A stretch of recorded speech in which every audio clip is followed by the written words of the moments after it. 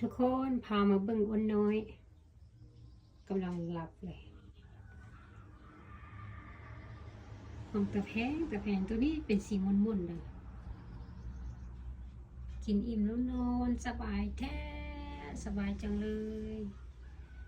สบายแท้เด้อันนี้ใหญ่กว่าอันนี้ประมาณ9 ขีดนะตัว9 ขีดนี่มันคู่2.5 ล้านจ้ะตัวน้อยๆ4 ขีด 5 ขีดนี่มันคู่1.8 ล้าน1.8 ล้าน 9เจ้านะฮักนี่โอ้นะฮักสุดๆเลยเลี้ยงง่ายตัวนี้นะขี้กระบุเม็ดนะเพราะว่ากินพืชเด็กกินอ้อยกินไผ่กินสลีกินหัวอาหารนั่นนึงตัวนี้ตัวใหญ่8 9 ขีด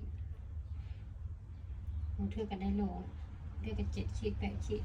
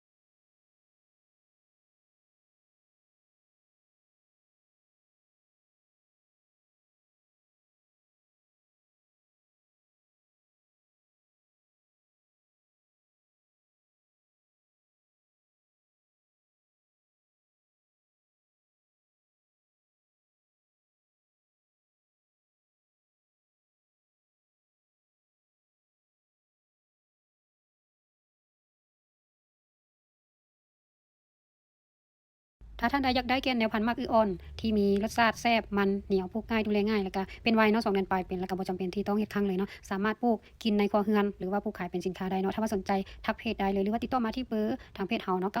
94246395สำหรับแนวพันธุ์แม่นมีพร้อมส่งเลยเด้อ